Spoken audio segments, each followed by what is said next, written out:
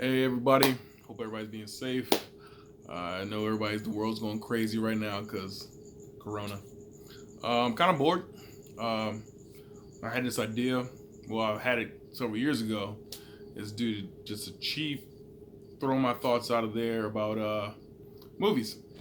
All my friends know I'm a big movie fan.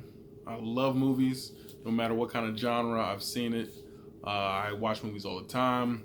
I used to be one of the beta testers of MoviePass, see unlimited movies all the way until they crashed and burned.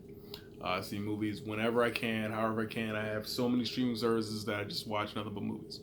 So I decided since usually I go to the gym every day, can't do that, and everything else is shut down. I'm going to keep myself a little occupied by just doing this little series, biker movie reviews. Um, and first movie review is a little gem I saw yesterday called The Ritual. The Ritual is about a group of guys. This is all spoilers, so if you want to see it, just go see it and then come back and watch this video. But it's all about a group of guys. Basically, they're going to the woods for a hiking trip. One of the guy's friends died, and they see something, and something's picking them off in the woods one by one.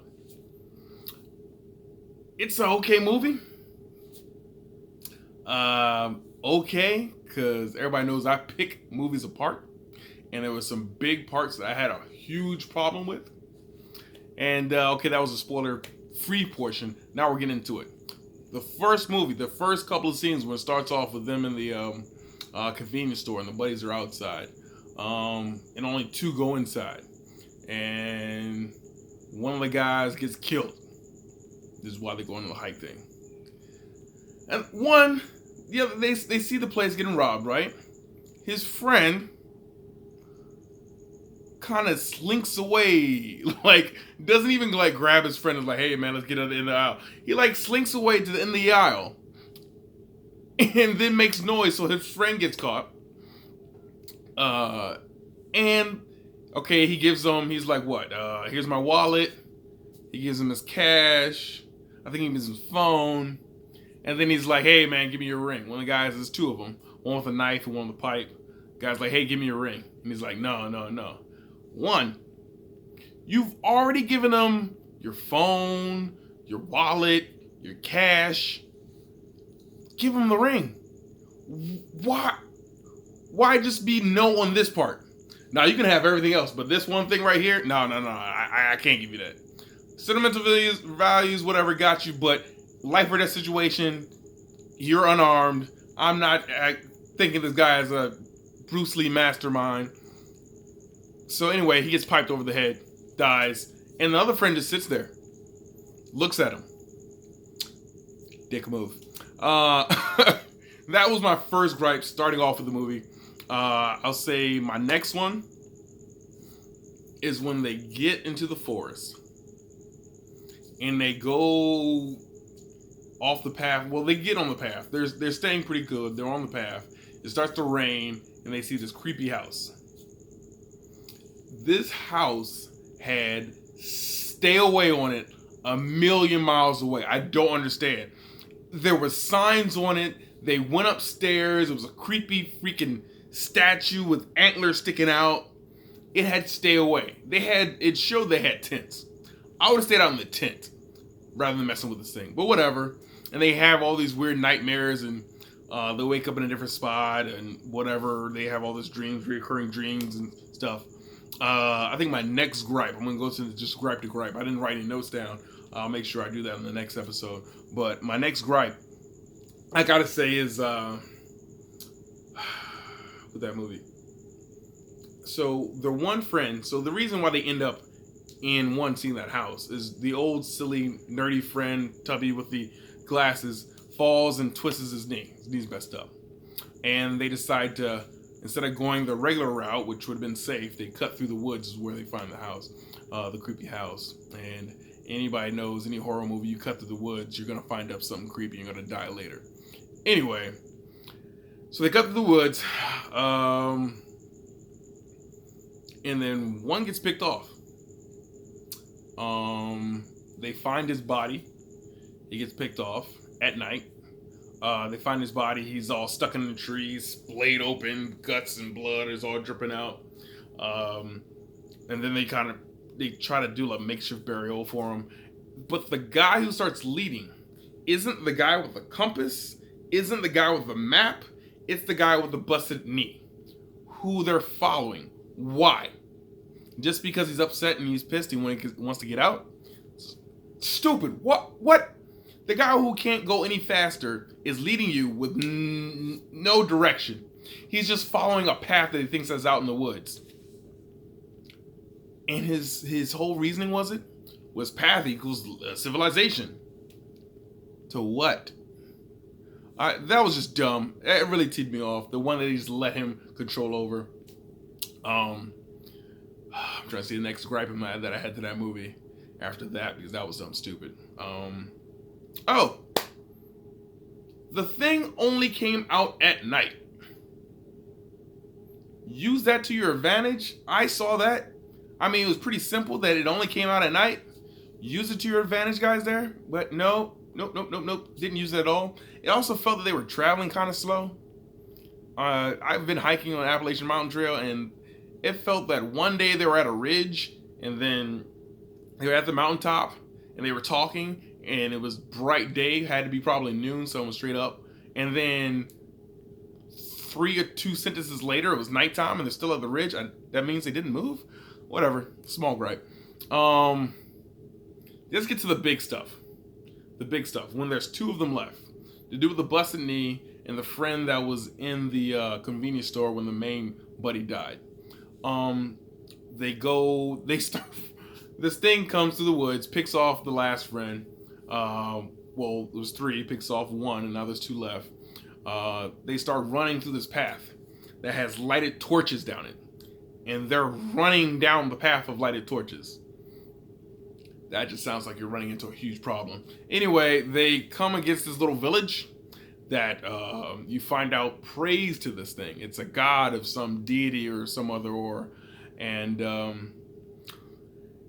there's a girl there, the only one who speaks English, tells the guy that they're going to because they take the fat one away. And seems nice. She's actually pretty nice. Because she gives him stuff and lets him know what's going on. She tells him they're prepping him to be sacrificed to the monster deity thing. So they prep him to get sacrificed. It basically just sounds like torture because, I mean, he wasn't covered in oil or anything. He just came back with bruises and more bleeding. So I just think they were just beating the crap out of him. And then he comes back. He's like, I never told you my nightmare. They're going to sacrifice me to it. Such and such and such. And basically they do. But when the old lady comes and the guy who was the friend at the convenience store, he basically had his first nightmare. He has this weird scarring on his chest. And the old lady who didn't speak English shows him that she has the same scarring. Apparently they all do. Apparently it's the mark. So I guess they're the chosen people or whatever.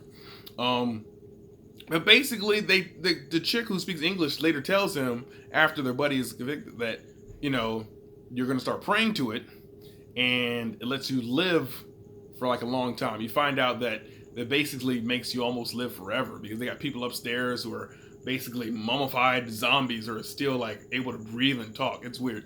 Or just groan.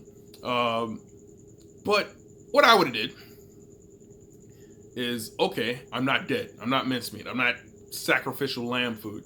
I would have stayed with them during the night. During the day, leave. They didn't really have top-notch security there. They didn't have guards anywhere. And they just told you that you're one of them. Instead, this fool, during the night, decides to burn the house that he is in on fire. Just light it up. And of course that sends out the demon who freaking comes running. And then the people are outside, they bow their heads. But I guess him burning, because also the house where he was in had the mummified older people upstairs, and him killing them or whatever set the demon off, and then he starts killing people left and right. Even the people who were the marked, the chosen people. at night. Why? They were basically letting you live there. You could have stayed there during the night, saved yourself, did one little prayer or whatever, and then walked off during the day and been fine. So this is the big climax, him versus the monster. He runs around the house, finds this old gun that has, and then he finds 2 bullets. His old rifle with 2 bullets.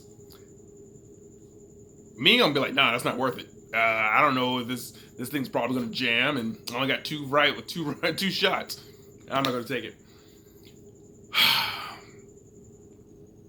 He has a chance to freedom while the thing is killing people.